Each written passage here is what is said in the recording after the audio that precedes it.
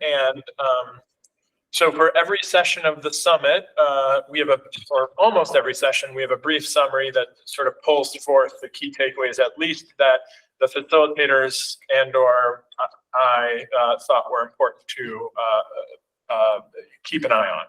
I aggregated that all in a document, would welcome additional feedback from folks about specific things that either you saw in those summaries or that you remember discussing and don't see in the summaries. And also would welcome just general feedback about your experience, how it went, how it could be improved, etc. So yeah, it would be great to just go around and see who has what to say. The standout for me was that Skylar kind of tempted us with some exciting work he was doing on what I call an aggregator. Yeah. And I don't think that was the forum to go into it, but I think there is one, and there'll be a lot of interest in a, in a sort of 20-minute demo of that and a 40-minute question and answer session on it. I agree. That was the most popularly requested topic, was the federation issues. That can happen. And also, Greg, I would recommend that we invite Justin from the Community Foundation to participate in that. Sure. Because he'll have a couple of things that he's better at demoing that are of particular interest to the very, very engineering sorts. Okay. And do you all envision this kind of thing being like the subject of one of our future standing technical meetings, or should we set up a different time and invite everyone to it? I'm all for open invitations to these things if Skylar's got nothing to hide, but nope, it's all open source. Well, these standing technical meetings are open, they're recorded, etc. So we could fit this into one of these future meetings. I mean, I think it needs to be dedicated to that, and it's, you know, start with a serious presentation first. Yeah. And just make people understand. Yeah. Okay. So let's this is good. I'd welcome the opportunity to organize this sort of thing. I think it could potentially fit into our standing meetup time, or maybe immediately before or after, so that we don't have to schedule a whole new thing. I'll follow up with Skylar and others on this afterwards. We don't have to figure it out right now. Okay. I just noted that we could promote that within on the forum and various channels as well, in 100%. addition to the Okay, any other who else wants to share takeaways from the summit?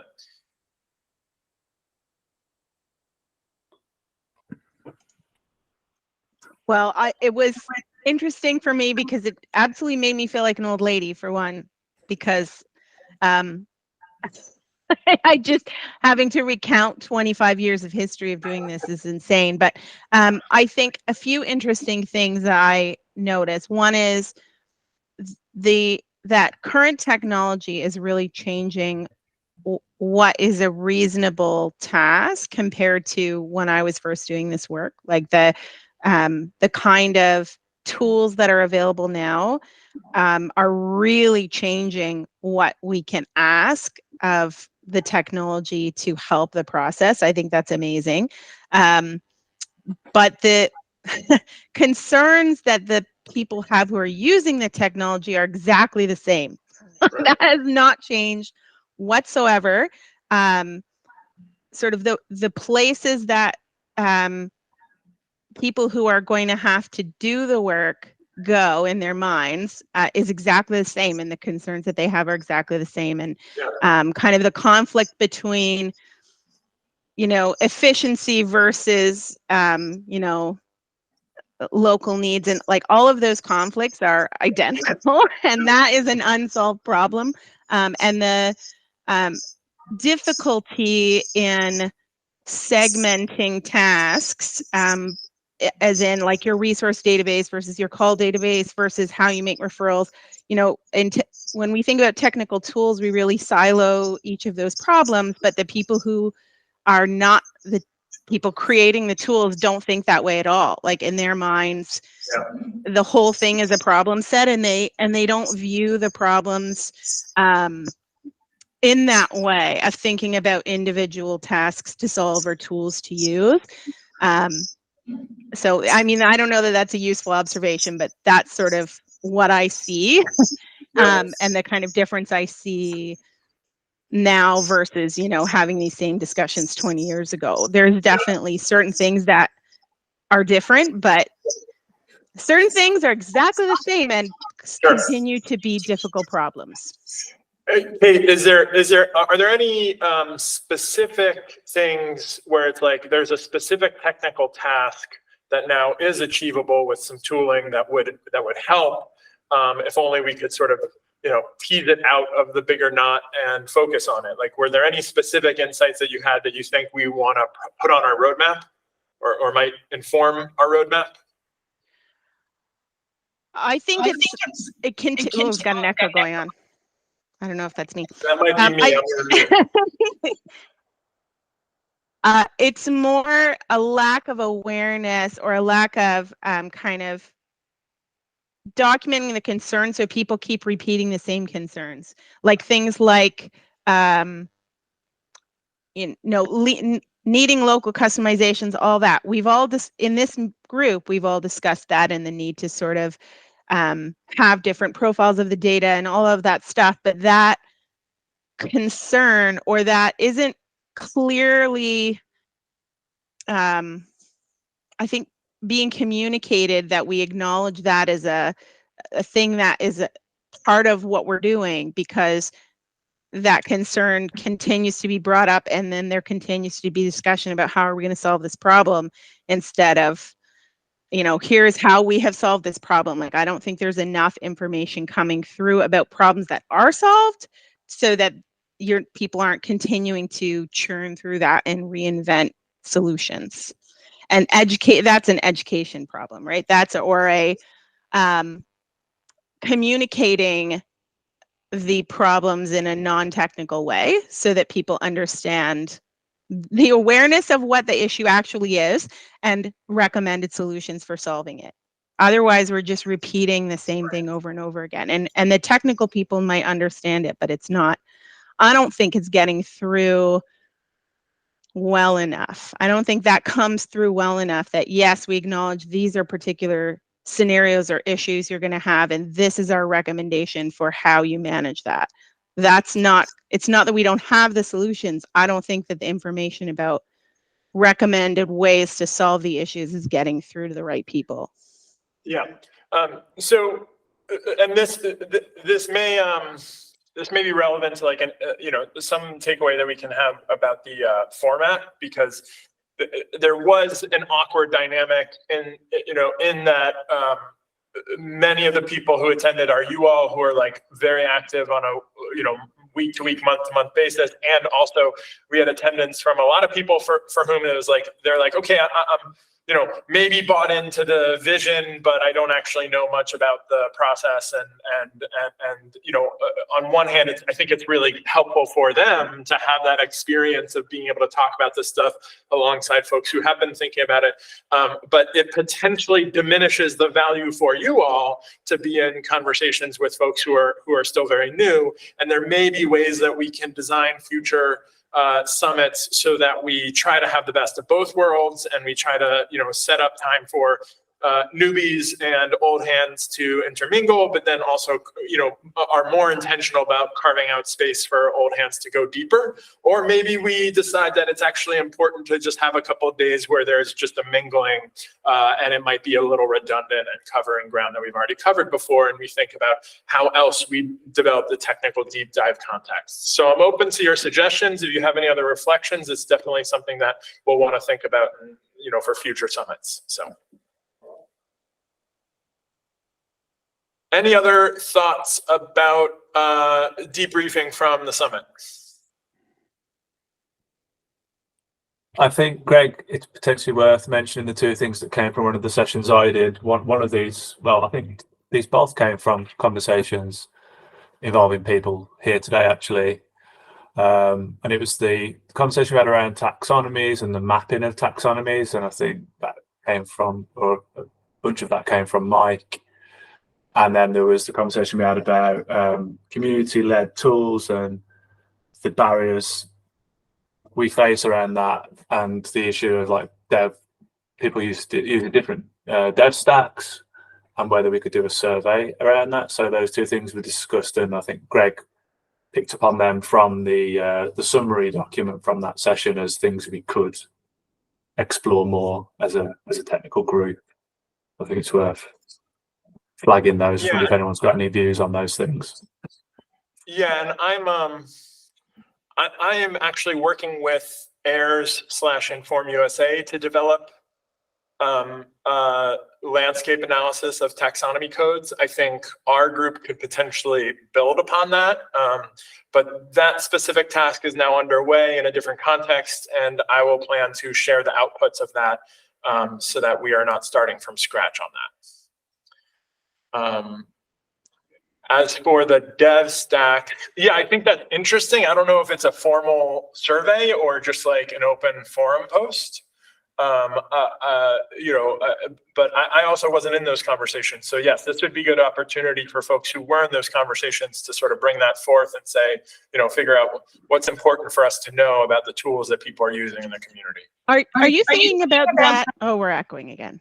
Are you thinking about that because you are thinking about modules and libraries that people are going to be able to directly integrate into their projects? Like, is that the reason that you want to understand people's stack, or you want to see whether the tools people already have are reusable? Or what's the motivation to understand what people's development stacks are today?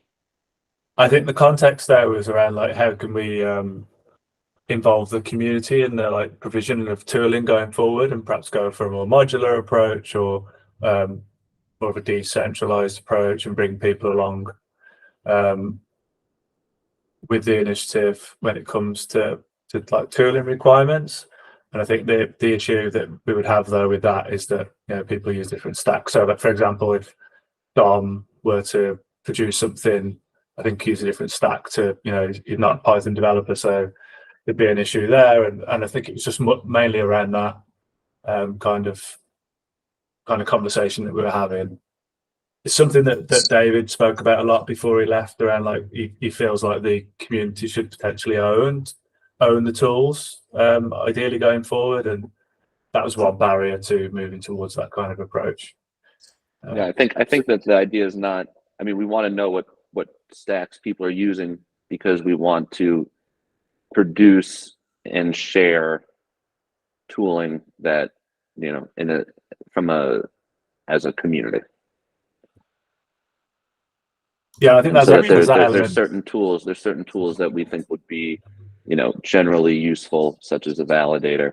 And then the question is, what else would be generally useful? We have a list that was compiled years ago, and updated in a Google sheet around like what tools would be useful. And so bringing that back, prioritizing what those tools would be, and better understanding, first of all, who the community is. I mean, we still don't. I feel like we have not. There isn't like a list. There's that's like the community. I do think that it would be nice to kind of move in that direction, and to deliver a survey to that list so that we can have some data about like who are we reaching, some like and start from a place of knowns, of a quantified group.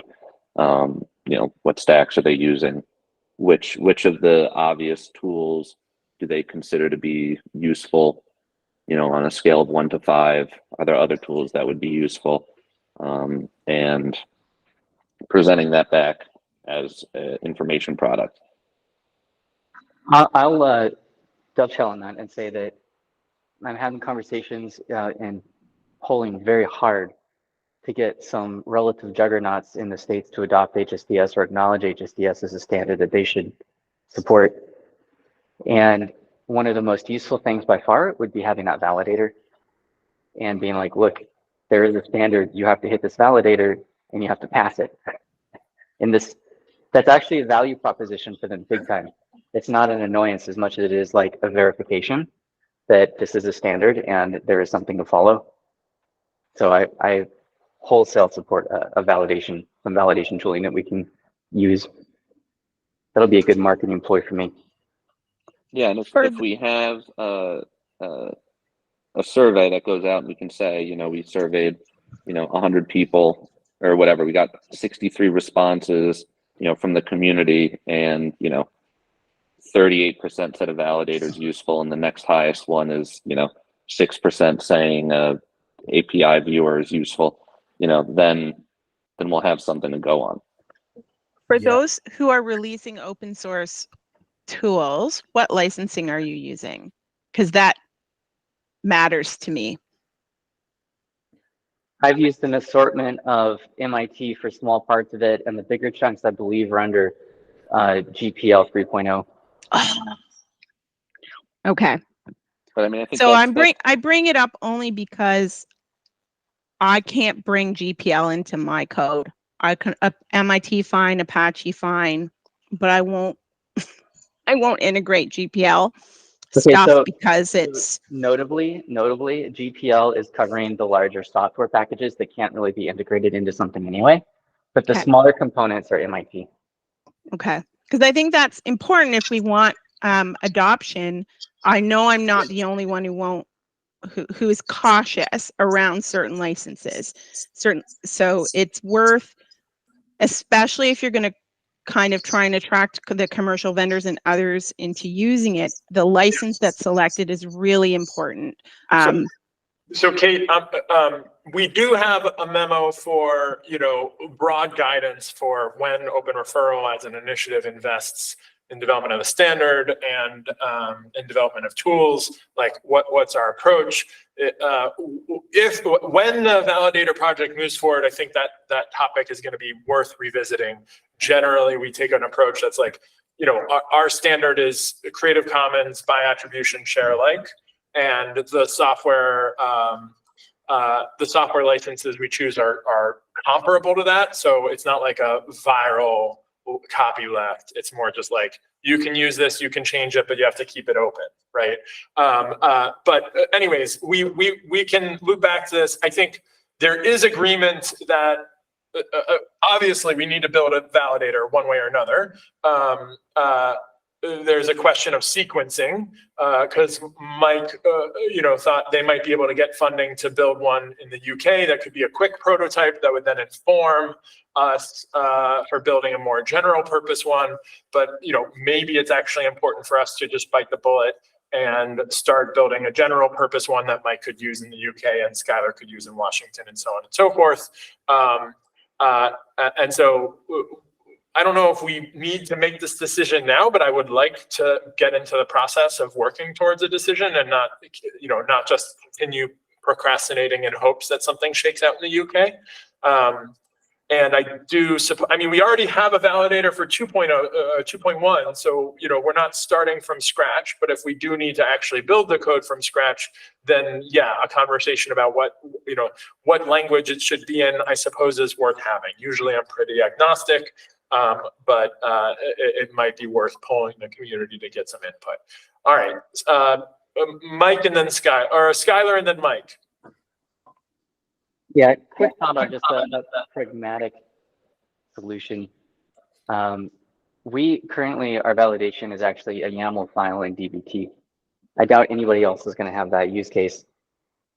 But I mean, can I pay Open Referral to review it and verify that yes, if all these tests pass, this is valid HSDS 3.0?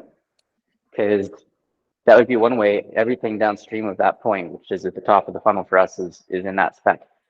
So that would be one way for me to kind of be able to get a badge or otherwise verify, support the community and verify that, yeah, this is HSDS. Maybe that could be an option as well. Skylar, that sounds like potentially a feature. But if you could, I didn't quite catch, the YAML blah, blah, and I see neither did Daniel. So if you can make sure that you specify that in the notes or in the chat or in the forum, we will make sure to factor that into our specifications for the validator project. Mike. Yeah, I am interested in the YAML approach. I think we conflated a few things when we were talking about, well, there are two things we might want to survey people on. One is what tools they're interested in. And we've kind of done that. And I think we've concluded a validator and a dashboard is probably a good thing, but the rest is up for grabs, or certainly the order of priority. 2 is what stack they're using. Now, I would contend that the kind of validator we're talking about, whereby you just point your API endpoint at it, most people, certainly at our end, don't care about the stack because they're using a hosted tool. That is different from, I think, the existing HSDA or HSDS validator, which requires you to download and run something. So I think we just need to distinguish what we're surveying people on and where the stack matters to them, as opposed to them being able to access software as a service. Okay. And I just want to highlight that in what Mike said. I mean, I haven't heard, and I would love to hear that we're committed to surveying people about this. I think we should.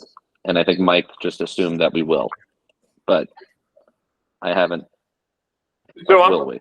Yeah, I mean, I'm happy to put together a survey. I suspect, the responses we might get to that survey may be in the high single digits or low double digits, but that's still potentially worthwhile input.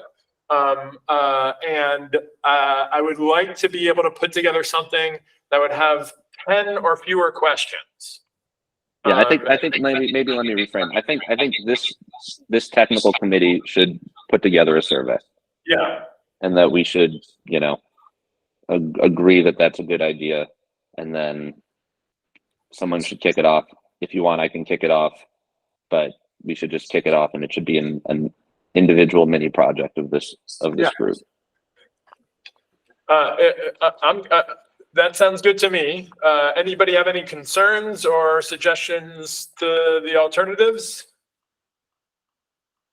Okay.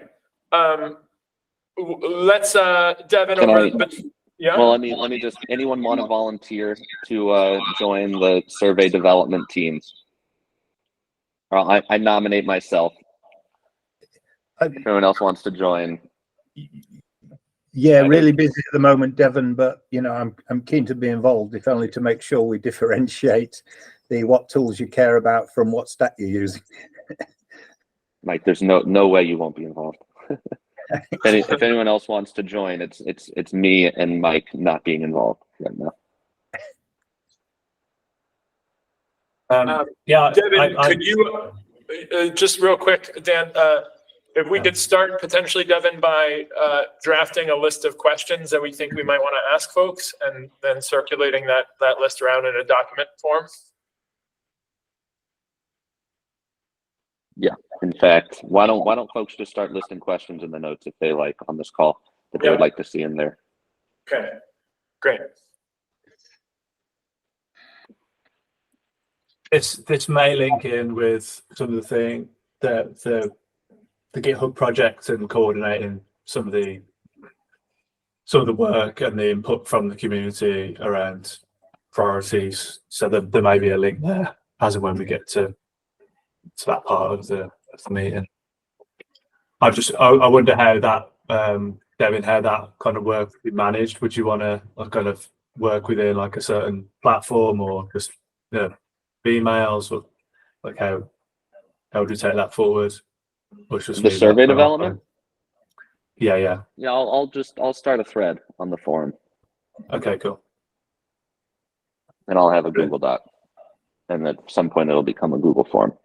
That's my plan. Okay. Great. And Dan, for our notes, I'm just delineating. We have some notes on the spec for the validator, and then we have a different set of notes on the survey. So we can go back and reorganize these. Okay. Yeah, thank you. Thanks, everybody. Anything else on this? Or should we move forward? Mike, go ahead. I was just going to say, this may or may not be related. I could double check with Matt, but when Matt wrote the documentation for the profiling or developed the mechanism, one or the other, he mentioned that that was written in a way that catered to people like Python developers, and probably wasn't as friendly to people that are using different stacks. I don't know whether this is that's a different topic altogether, or but that's something I remember Matt mentioning, which is related to this conversation. That might mean something to you, Mike, or may not.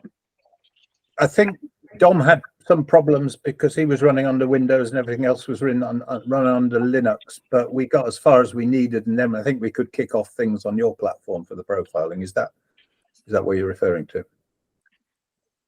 Yeah, I may have conflated the Windows Linux thing, but I'm pretty sure Matt did mention Python. But I'll double check my notes from our meetings or check in with him when he's back. Yeah, I mean, back in one. we can run Python. It's just that our default desktops are Windows, which isn't always compatible. Yeah. Yeah. Okay. No worries. Yeah. Happy to carry on, Greg. All right, Mike, do you want to share an update from the UK? Yeah, I'll try and make it quick. I moaned to someone in UK government that's concerned with what they call future councils, that funded projects had been with individual councils, some of which implemented Open Referral UK without looking at the global picture. And it seems I moaned at the right person, because she put together a project which has been funded to look at the business case for Open Referral, particularly within local government in the UK. And assuming they confirm that there is a business case, which will be costed, what is the strategy for obtaining wider take-up? And that's a project that started now and will run through to mid-December. It'll be holding fortnightly show and tell starting next Thursday of next week. And I am hopeful that it will result in a strategy for increasing take-up within UK local government, and may well bring in the rest of government and kind of solve that problem of the cross-government group not getting anywhere, Greg, because ODI won't do anything unless they get money for it. So that's all pressing on. Greg, I recommended you for what was going to be a steering board and is now called an advisory board. You've not been invited to that yet, have you? I have not been invited to that, but I'm glad to hear it's not a steering board and it's instead an advisory board. That's great. Great. I will chase them on that tomorrow. Any time you can give would be valuable, because you can share lessons, but also you can make sure that things like the ownership of the technical exist internationally, and in the international project funds something and the UK funds things which contribute towards the greater good. Right.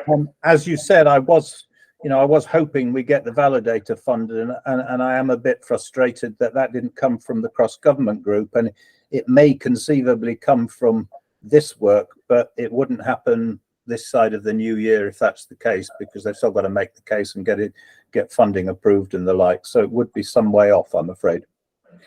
Right. So we might be just approaching a point where we just need to commit to getting it done. And Mike, you've given me some quotes, and you've also drafted some feature specs. I think the feature specs are probably something that we'd want to share with the wider community, and also, we might want to put out, sort of an open call to see if anybody else wants to, submit a proposal. If anybody also wants to join me in the process of working towards this decision, I'd welcome, a little mini task force or whatever. But, depending on the urgency, I'm also comfortable just like making this a priority to move through on a monthly basis in these technical stand-up meetings. I think the specs are somewhere on the forum, but if it's not, share it as broad and wide as you feel you need, Greg. And obviously, if there are others who can tender for it, we're all about openness. Okay. So maybe I'll just, in terms of the specs on the forum, I'll find that thread and just like post in it again, saying, reminding folks that we want input on this. Okay.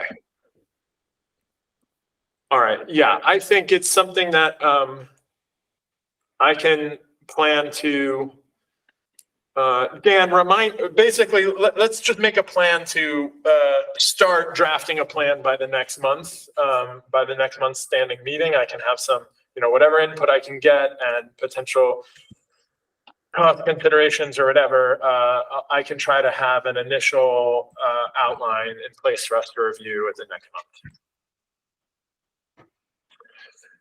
Okay.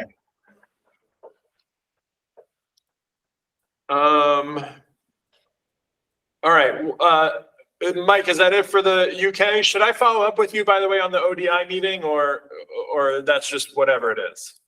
If you've got anything else to say, otherwise leave it with me. The general view is we do need someone akin to the ODI to run things outside of government, and ODI has a name. I think what I'm saying to them is, well, if we've got a scope, then let ODI bid for it against a definitive work scope rather than just throw money at them. Okay. All right. Well, keep me posted. You know how to reach me if you ever want to talk through the landscape there. So real quick update.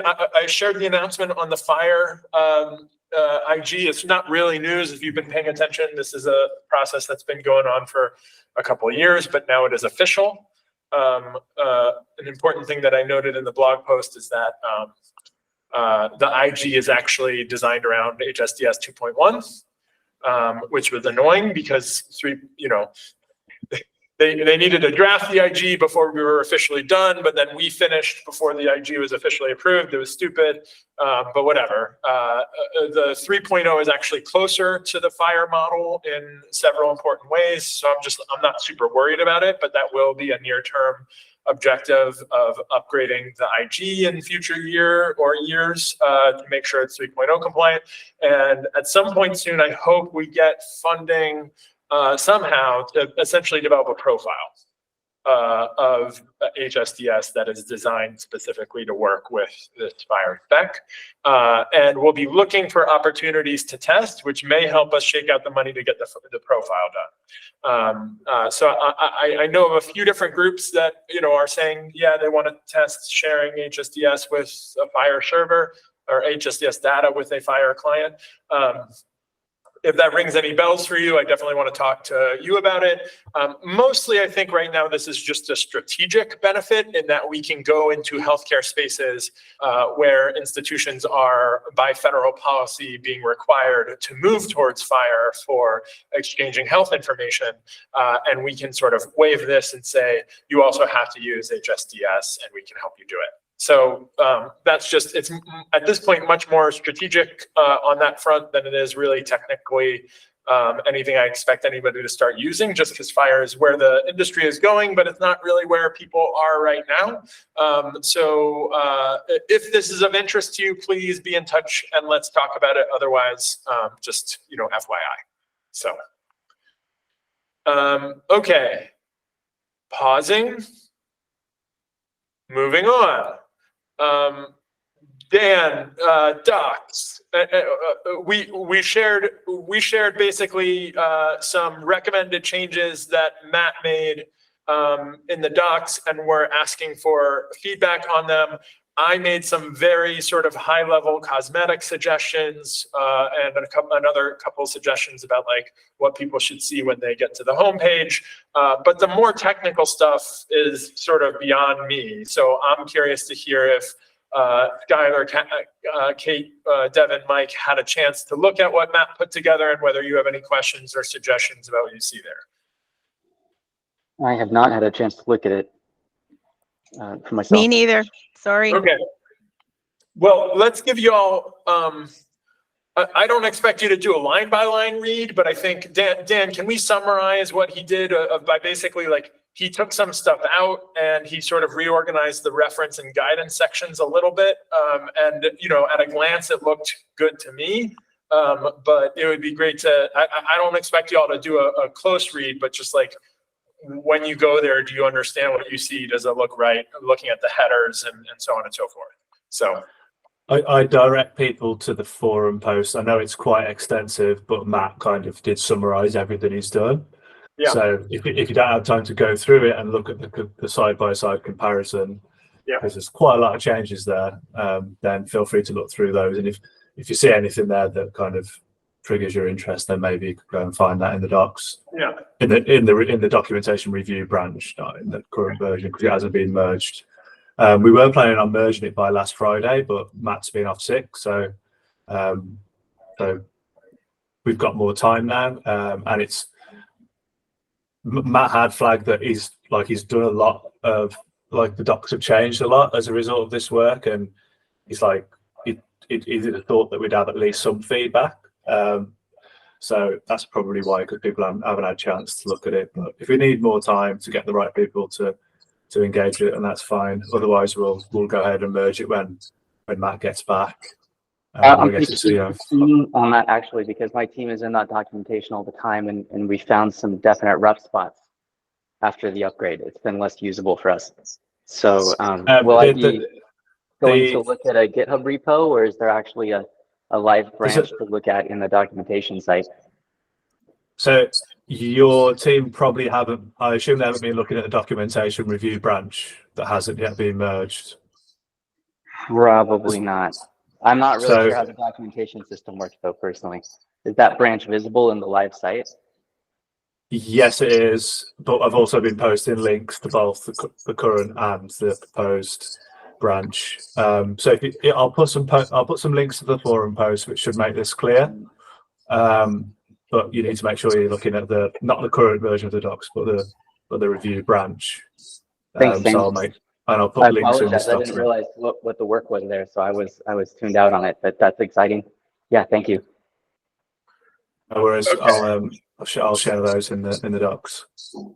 So let's 3 minutes. Would it be fair for us to basically say, y'all have until Monday, to take a look and give us feedback, and then we'll be ready to approve the branch on Monday?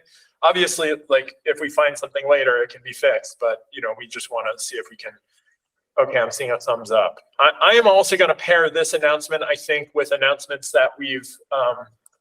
Oh, hi. Hello. Want to call in? I'm going to pair this with announcements that we have upgraded our FAQs as well.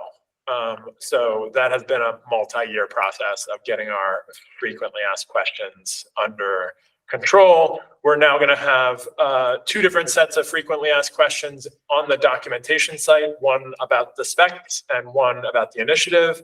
And then the website will have that same set of questions about the initiative and another set about the sort of strategy of open interoperability. And so we will try to, it's really going to be, it's 3 different sets of FAQs, and 2 are on one, and, and 2 are on another, and we'll be signposting between.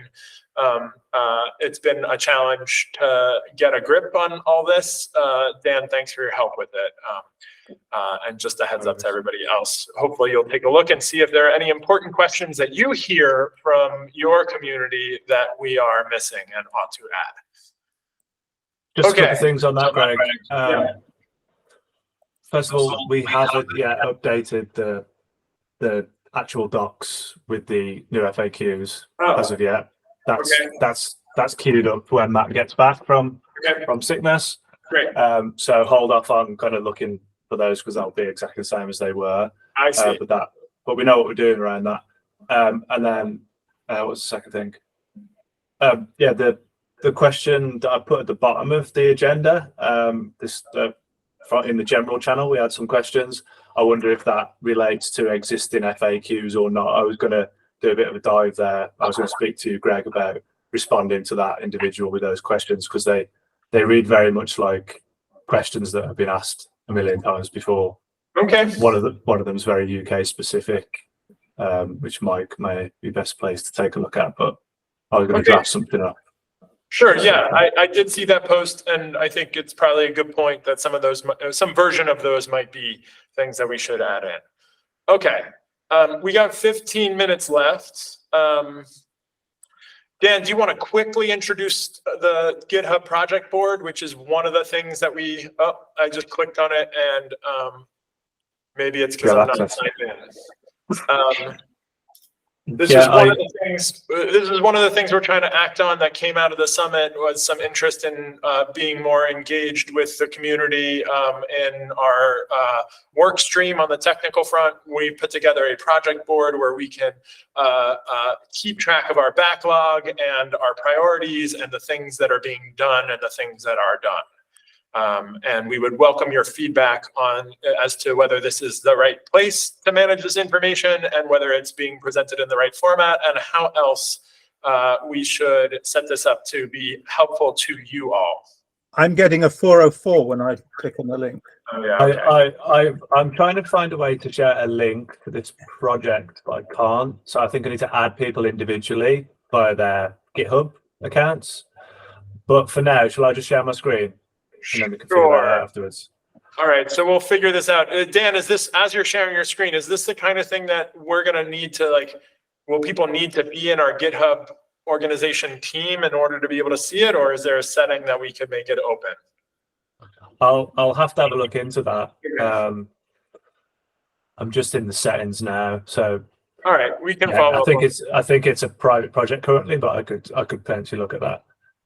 So if I just take a step back, the way I've structured it and open suggestions of other ways to do this would be to have a list of potential work or a backlog, and then as and when we decide as a community or as a group where the priorities sit, we can move them across into either P1, 2, or 3, and then we've got an in progress column. So I'm just working through kind of the backlog in our Trello board and other platforms. We've got stuff all over the place at the moment. I'm consolidating it.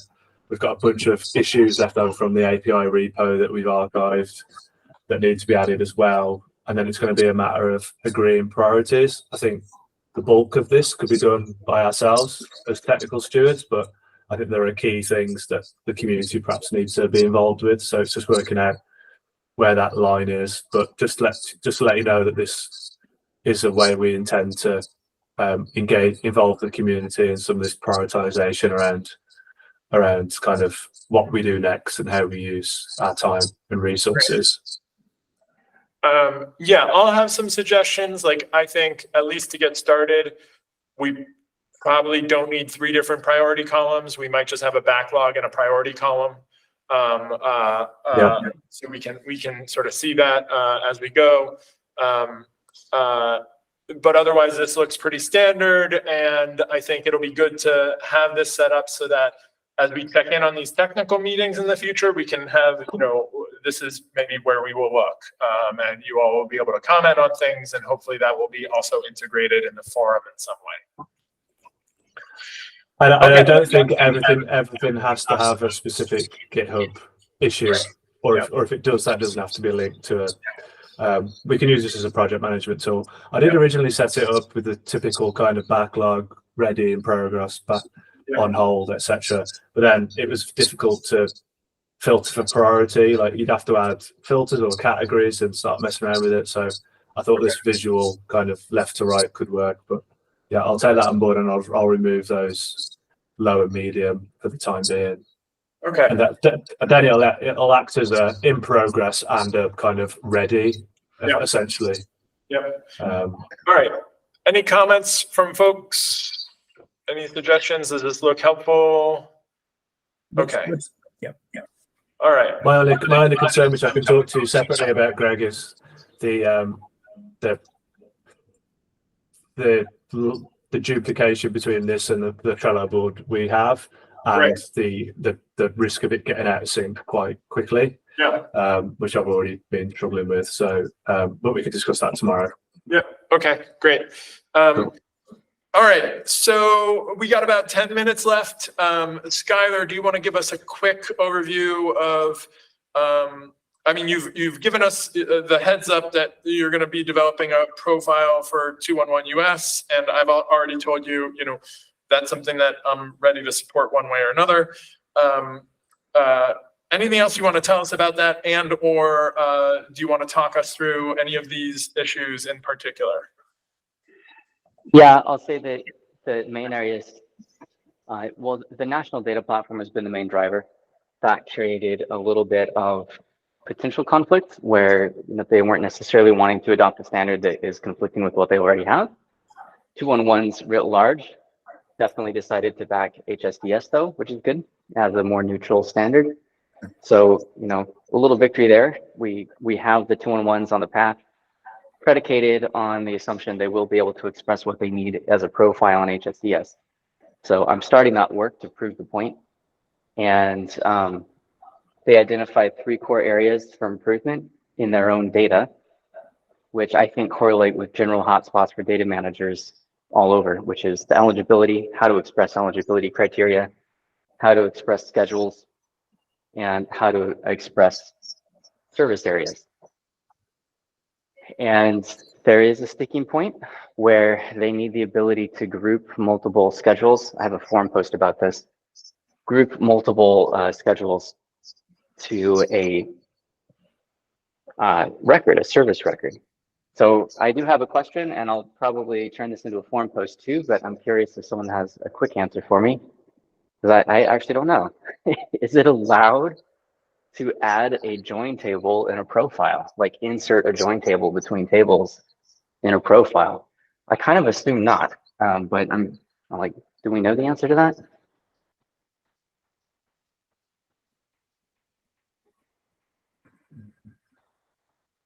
That's actually become one of the main sticking points. What?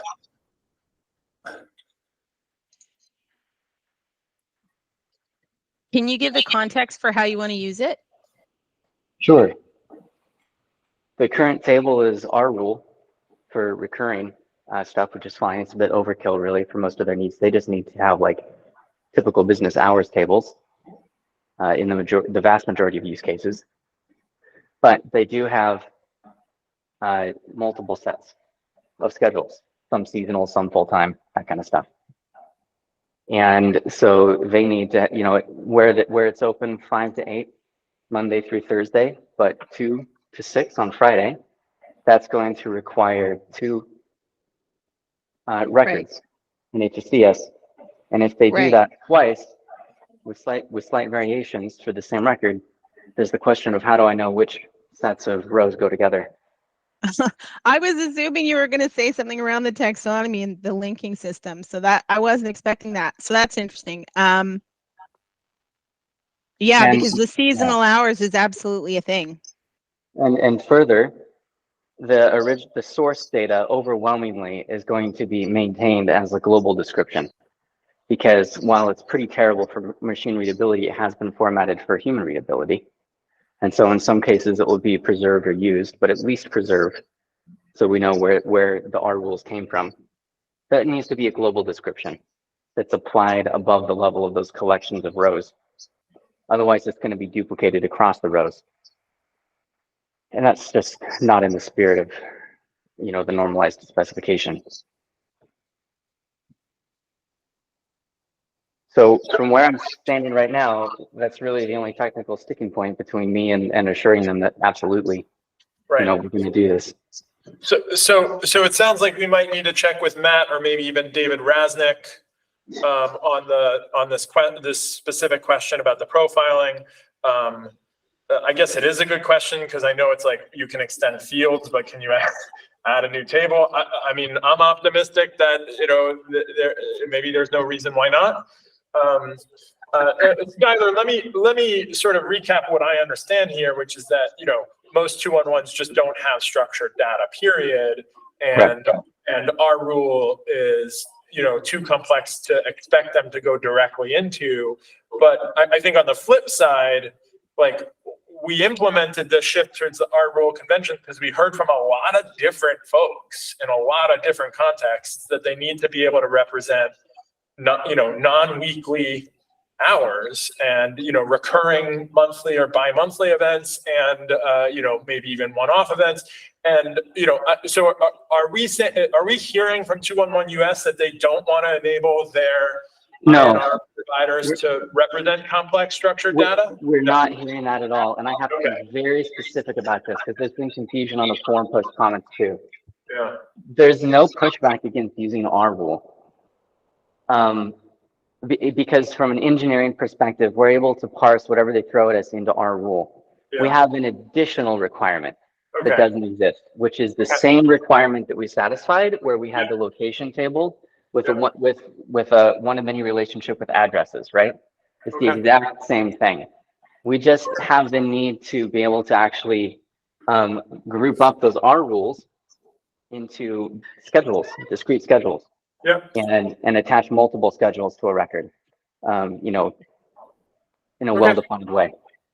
All I right. think the challenge is that you're doing the one-to-many, and therefore you're changing the existing relationship and not just adding a new table, but Correct. That's right. why So I'm that's where assuming I this think isn't that's the doable. only reason I think there's a conflict. It's not about the adding a new table. It's that in order to create that structure, you also have to fundamentally change the Yes, key of the other table, right? Like that's the That- problem, not the new that's table correct. itself, I think. I think adding a table, additive things are fine, but this is actually inserting a join table, and I just assume that's not possible. But I do have to verify that because the alternative is we have to, then I have to push to change the spec, and that's a much bigger proposition. You know, and or create a system for them that's out of spec or has a hacky workaround until it is in spec, or, you know, like it's just going to change the nature of how I do this. But I have to cross my T's and dot my I's and make sure that I can't insert a table, a join table into the spec here. Sure. Yeah, I'm not sure. I've asked Dom, and if he replies quicker than Matt or David, I'll let you know. I mean, obviously, once you've done your profile, Skylar, you can just play around with it and see what breaks. That's true. Yeah, that's fair. Okay. So Thanks. So to wrap up, we're going to check with Matt and maybe David and see if they have, you know, professorial takes on this stuff. And also Skylar, you know, regardless of what they say, I think there's some sense that, you know, we want to support you in experimenting and seeing what happens. Okay. Dan, I see your hand up. Yep. Scott, I was just going to say, I can hear myself. Sorry.